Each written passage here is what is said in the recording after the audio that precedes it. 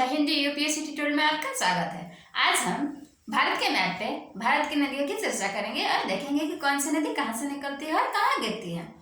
भारत की नदियों के अपवाह तंत्र को दो मुख्य अपवाह तंत्रों में बांटा गया है। पहला है हिमालयी अपवाह तंत्र, हिमालय अपवाह तंत्र, और दूसरा है प्रायद्वीपीय अपवाह तंत्र। हिमालय अपवाह तंत्र में सिंधु नदी तंत्र, गंगा नदी तंत्र तथा ब्रह्मपुत्र नदी तंत्र आ जाते हैं।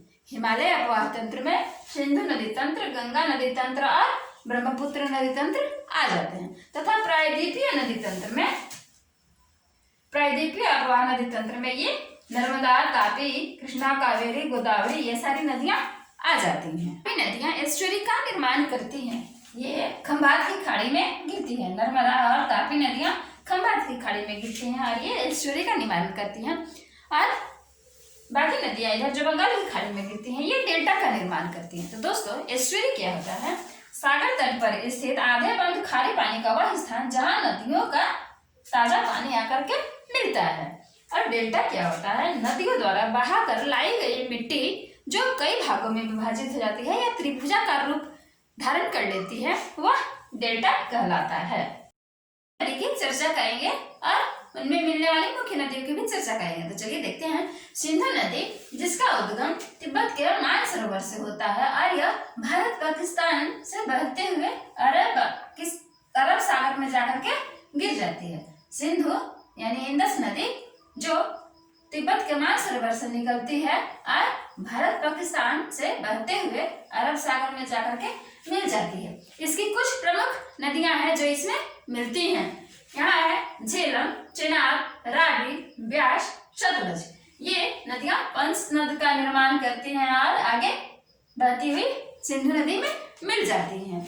और ऊपर से काबुल, श्योक, द्रास, शास आदि गिलगित और श्योक आदि नदियां इसमें मिल जाती हैं। इसकी लंबाई 2880 किलोमीटर है, पर यह भारत में केवल 1114 किलोमीटर ही बहती है। भारत में यह केवल 1114 किलोमीटर ही बहती है।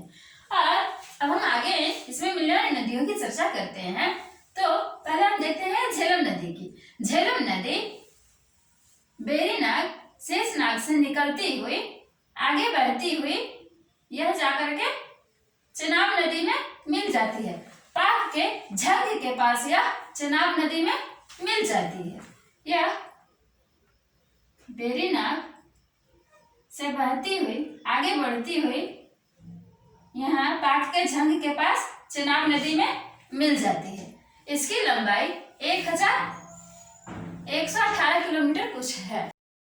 झेलम नदी के बाद अब चेनाब नदी को देखते हैं। चेनाब नदी का उद्गम हिमाचल प्रदेश के K12 लारा दर्रे से होता है और यह आगे बढ़ती हुई जाकर के सिंधु नदी में मिल जाती है।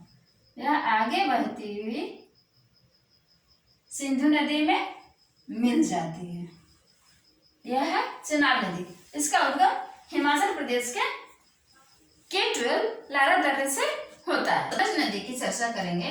तो यह सतलज नदी मानस झील के पास, सतलज नदी मानस झील के पास राकस ताल से निकलती है और आगे बढ़ती हुई यह पाकिस्तान के बहावलपुर के निकट जा करके चेनाब नदी में मिल जाती है। पाकिस्तान के बहावलपुर के निकट चेनाब नदी में मिल जाती है। और ये पांचों नदियां मिलने के बाद 45 किलोमीटर तक की यात्रा करके, 45 किलोमीटर की यात्रा करके यहाँ सिंधु नदी में मिल जाती हैं। यहाँ ये पांचों नदियां मिलकर के पंच नद का निर्माण करती हैं। यानी नदियों को हम पंच नदी तंत्र के रूप में, नदी के रूप में जानते हैं। अगर सीक्वेंस हमें पूछे, एग्जाम में कभी कभी पूछ लिया जाता है कि इन नदियों को उत्तर से दक्षिण सजाए, तो हम देखेंगे एक बार फिर। ये तो सिंधु नदी है, इसमें सारी नदियां मिलती हैं। ये है झेलम, चेनाब, रावी, ब्यास और सतलज। अच्छा, यहाँ जो हरिके के पास सतलज और ब्यास नदियां मिलती हैं, यहीं से इंदिरा गांधी नहर निकाला गया है। यह भारत की सबसे लंबी नहर है। इंदिरा गांधी नहर रावी और व्यास और सतलज नदियों से निकाला गया। तंत्र को देखेंगे तो गंगा नदी तंत्र के लिए हम देखेंगे कि भागीरथी नदी गोमुख हिमानी से निकलती है। भागीरथी नदी गोमुख हिमानी से निकलती है और आगे बढ़ती है। यहाँ अलकनंदा नदी सतपथी हिमानी से निकलती है और यह आगे देवप्रयाग में दोनों नदियां मिलती हैं और गंगा नदी का निर्माण होता है। गोमुख हिमानी से भागीरथी नदी, गोमुख हिमानी से भागीरथी नदी और सतपथी हिमानी से अलकनंदा नदी निकलती है और ये दोनों नदियां मिलकर के देवप्रयाग में गंगा नदी का निर्माण करती हैं। अच्छा, और उसकी चर्चा कर लेते हैं। यहाँ मंदाकिनी नदी और अलकनंदा नदियां, मंदाकिनी नदी और अलकनंदा नदियां रुद्रप्रयाग में मिलती हैं। पिंडार नदी और अलकनंदा नदियां कर्णप्रयाग में मिलती हैं। यहाँ कर्णप्रयाग का निर्माण होता है। धौली गंगा और अलकनंदा नदियां विष्णुप्रयाग में मिलती है। दोस्तों, यह है केदारनाथ मंदिर। प्रसिद्ध केदारनाथ मंदिर यहाँ है और बद्रीनाथ मंदिर यहाँ है। की लंबाई 25 से 25 किलोमीटर है। गंगा नदी की लंबाई, कुल लंबाई 3100 कुछ है, बट यह 25 से 25 किलोमीटर भारत में बहती है, बाकी वादियां बांग्लादेश में बहती है। इसमें मिलने वाली कुछ नदियां हैं रामगंगा, गंडक, बूढ़ी गंडक, कोशी, सोन और यहाँ से महानंदा और यहाँ से ये सारी नदियां 25 से 25 किलोमीटर है, बाकी की यह 1000 कुछ किलोमीटर बांग्लादेश में बहती है। इसमें मिलने वाली नदियां हैं रामगंगा, शारदा, घाघरा, राप्ती तो ये छोटी सी नदी है, गंडक, बूढ़ी गंडक, कोशी और यहाँ से कोशी, सप्तकोशी की ये तो कोशी नदी ही है। और नीचे से अगर देखें तो दामोदर, सोन आदि नदियां भी इसमें मिलने वाली है। ये यमुना नदी प्रमुख नदी है जो बाकी नदियों को लेकर के यहाँ प्रयागराज में गंगा नदी से मिल जाती है। यदि ब्रह्मपुत्र के बारे में चर्चा करते हैं तो चलिए देखते हैं। ब्रह्मपुत्र तिब्बत के मानसरोवर से निकलती है और आगे बढ़ती हुई यह भारत के असम में प्रवेश करती है और गंगा नदी में, बांग्लादेश में जाकर के गंगा नदी में मिल जाती है। तिब्बत में इसे सांगपो के नाम से, असम में इसे दिहांग के नाम से तथा बांग्लादेश में इसे जमुना के नाम से जाना जाता है। बांग्लादेश में इसे जमुना के नाम से जाना जाता है। जब दोनों नदियां मिल जाती हैं तो ये पद्मा के नाम से जानी जाती हैं और बंगाल की खाड़ी में गिरने से पहले ये मेघना के नाम से जानी जाती है। ये दोनों नदियां ही मिलकर के सुंदरबन डेल्टा का निर्माण करती हैं। ब्रह्मपुत्र नदी की लंबाई 2900 कुछ है लगभग, बट ये 916 किलोमीटर ही केवल भारत में बहती है। केवल यह 916 किलोमीटर ही भारत में बहती है। इसमें मिलने वाली कुछ नदियां हैं राजा सांपो, लियत्सेजोंग, गांगचू, क्योंचू, लोहित, मानस, दिहांग, दिबांग और इधर आ जाएंगे तो हम लोग संकोश, सुतनसिरी, कोपोली, भरेली आदि ये नदियां ब्रह्मपुत्र में मिलती हैं। दोस्तों, कहना तो नहीं चाहिए बट ब्रह्मपुत्र की में मिलने वाली नदियों के नाम कुछ ऐसे हैं जैसे लगता है हम गालियाँ दे रहे हैं ना, गांगचो, क्योंचो। अच्छा, अब इनमें मिलने वाली नदियों को देखते हैं। तीस्ता नदी यहाँ सिक्किम से निकल करके ब्रह्मपुत्र नदी में मिल जाती है। ये है आमो नदी, यह भी सिक्किम के बगल से निकलती है और ब्रह्मपुत्र नदी में मिल जाती है। संकोश नदी यहाँ भूटान से निकलती है और ब्रह्मपुत्र नदी में मिल जाती है। यह भूटान से निकलती है और ब्रह्मपुत्र नदी में मिल जाती है। यह है तोंग नदी और यहाँ से मानस नदी निकलती है और ब्रह्मपुत्र नदी में मिल जाती है। यहाँ से अगर हम देखें तो लोहित नदी निकलती है नामचा बरवा के पास से और आगे बढ़ती हुई यह सिक्किम नहीं, अरुणाचल प्रदेश को पार करती हुई ब्रह्मपुत्र नदी में मिल जाती है। अब हम गंगा में मिलने वाली यमुना नदी की चर्चा करते हैं। यह उत्तराखंड के बंदरपूंछ से निकलकर आगे बढ़ती हुई बाकी नदियों को लेकर के प्रयाग के गंगा नदी में मिल जाती है, प्रयागराज के गंगा नदी में मिल जाती है। अगर इसकी सहायक नदियों की चर्चा करें, यहाँ छोटी सी नदी है गिर और इधर आ जाएंगे बाणगंगा, कुंवारी, चंबल, सिंध, ये सिंधु थी और ये सिंध है। सिंध, केन, यहाँ पे टोंस और सोन तो यहाँ गंगा नदी की सहायक नदी है। बाकी ये नदियाँ यमुना नदी की सहायक नदियाँ हैं, बेतवा, केन भी। बाणगंगा नदी बैराट पहाड़ियों जो जयपुर में है, राजस्थान, जयपुर से निकलती है और यहाँ फतेहाबाद के पास यमुना नदी में मिल जाती है। यह बैराट पहाड़ियों से निकल करके फतेहाबाद के यमुना नदी में मिल जाती है। अब चंबल नदी की बात करें तो यह मध्य प्रदेश के मऊ के जनापाव पहाड़ी से निकलती है और यहाँ जाकर के यमुना नदी में मिल जाती है। इटावा से 38 किलोमीटर दूर यमुना नदी में मिल जाती है। मध्य प्रदेश के मऊ के जनापाव पहाड़ी से निकलती है, इटावा से 38 किलोमीटर दूर यमुना नदी में मिल जाती है। बेतवा नदी की बात करें, बेतवा या वेत्रवती इसे कहते हैं, मध्य प्रदेश के विंध्याचल पर्वत से निकलकर आगे बढ़ती हुई यह हमीरपुर के निकट यमुना नदी में मिल जाती है। बेतवा नदी के किनारे ही सांची शहर स्थित है। केन भी विंध्याचल श्रेणी से निकलती है और यमुना नदी में मिल जाती है। विंध्याचल श्रेणी से निकल करके यह भी यमुना नदी में मिल जाती है। तो सोन अमरकंटक की पहाड़ी से निकलती है और पटना के समीप जाकर के यह गंगा नदी में मिल जाती है। पटना के समीप यह गंगा नदी में मिल जाती है।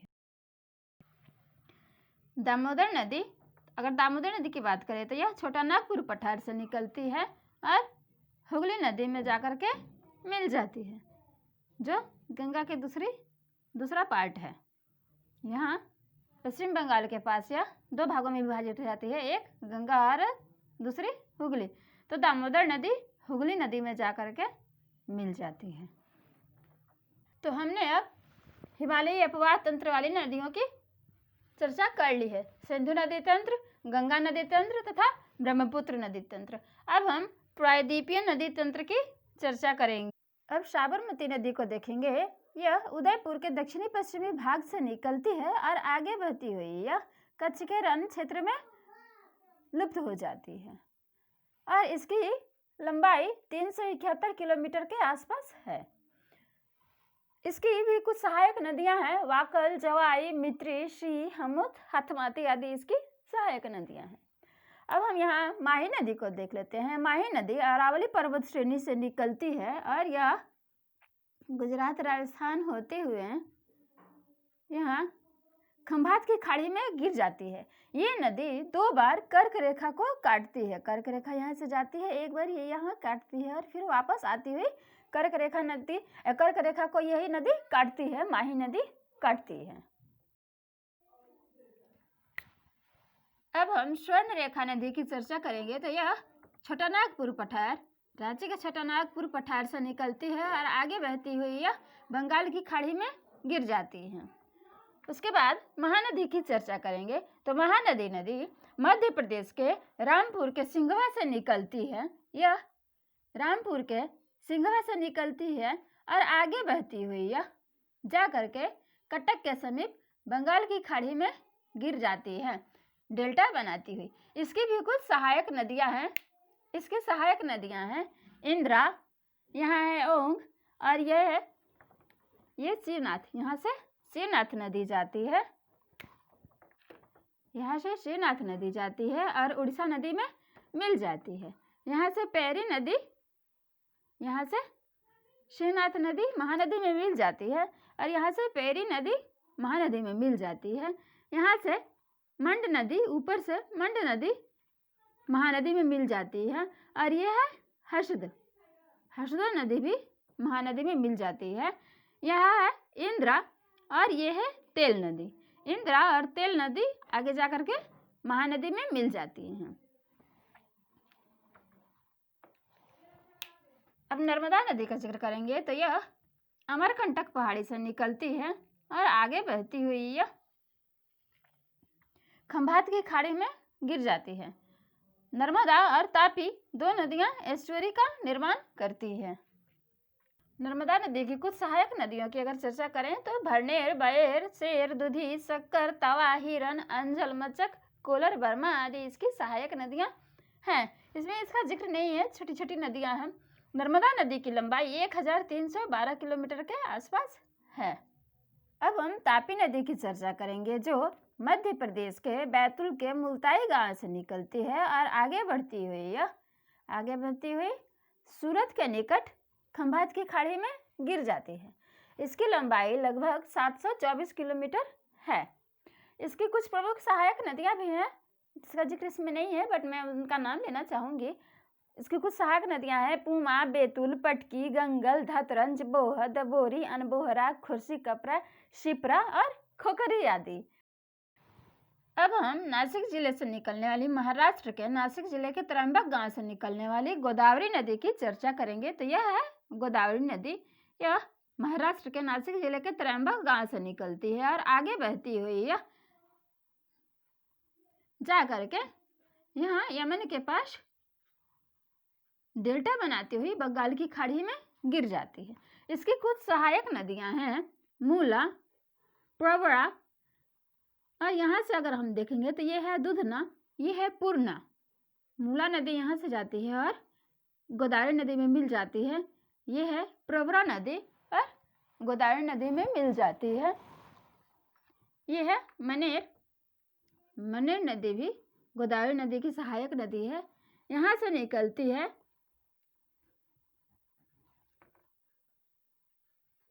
और वर्धा नदी यहाँ बैतूल गांव के आसपास से निकलती है और आगे बहती हुई यह भी गोदावरी नदी में मिल जाती है। ये है वैनगंगा, जो यहाँ गोदावरी नदी में मिल जाती है। महादेव हिल्स के आसपास से निकलती है और गोदावरी नदी में मिल जाती है। यहाँ भी एक नदी है शबरी, यह गोदावरी नदी में मिलती है। और यहाँ देखेंगे तो यह है कोटरी नदी, यह भी गोदावरी नदी में मिल जाती है। गोदावरी नदी की लंबाई 1465 किलोमीटर के आसपास है। यह दक्षिण भारत की सबसे बड़ी लंबी नदी है। गोदावरी नदी की लंबाई 1465 किलोमीटर के आसपास है। अब हम कृष्णा नदी की बात करेंगे, जो महाबलेश्वर से निकलती है और आगे बहती हुई यह बंगाल की खाड़ी में डेल्टा का निर्माण करते हुए गिर जाती हैं। इसकी लंबाई 1400 के आसपास है। इसकी भी कुछ सहायक नदियां हैं। यह है वर्णा, जो कृष्णा नदी में मिल जाती हैं। ये है घाटप्रभा और यहाँ से मालप्रभा नदी निकलती है और दोनों नदियां पश्चिमी घाट से निकलती हैं और कृष्णा नदी में मिल जाती है। यह है दोनी नदी और यहाँ से निकलती है भीमा, यहाँ से कांग और यहाँ से रेत्रिब्रो और यहाँ से मुल्लामारी। ये नदियाँ एक साथ मिल करके कृष्णा नदी में मिल जाती हैं। यह है भीमा नदी यहाँ से निकलती है और आगे बहती हुई है कृष्णा नदी में मिल जाती है। और यहाँ पे अगर हम देखें तो यहाँ नागार्जुन सागर है। यहाँ है हलिया नदी, यह भी कृष्णा नदी में मिल जाती है। यह है वर्ध नदी और यहाँ है अबूर नदी। ये सारी नदियाँ कृष्णा नदी में मिल जाती हैं। कृष्णा नदी का जल बंटवारे का विवाद महाराष्ट्र, कर्नाटक और आंध्र प्रदेश में 1957 से ही चल रहा है। इसके जल विवाद 1957 से ही 3 राज्यों में चल रहा है। नदी की चर्चा करेंगे। कावेरी नदी कर्नाटक के कूर्ग के ब्रह्मगिरी पहाड़ी से निकलती है और आगे बहती हुई यह बंगाल की खाड़ी में गिर जाती हैं। इसकी भी कुछ सहायक नदियां हैं हेमवती, हरांगी, सीमस, लोकपावरना। यह है हेमवती नदी, यह पश्चिमी घाट से निकलती है और जाकर के कावेरी नदी में मिल जाती है। कावेरी नदी की लंबाई 800 के आसपास है। तो यहाँ हमने भारत के मैप पे भारत की प्रमुख नदियों की चर्चा कर ली है। और कावेरी नदी को दक्षिण भारत की गंगा नदी के नाम से जाना जाता है। परीक्षाओं में पूछे जाते हैं कि दक्षिण भारत की सबसे लंबी नदी कौन है, तो हम गोदावरी को बताएंगे। अगर उसमें गोदावरी का ऑप्शन नहीं रहा तो कावेरी पे टिक लगा देंगे। और ब्रह्मपुत्र नदी को भारत की लाल नदी कहते हैं, क्योंकि यह असम की लाल मिट्टी को लेकर के आगे बढ़ती है। अब इसमें कुछ तो महत्वपूर्ण नहीं छूट रहा है।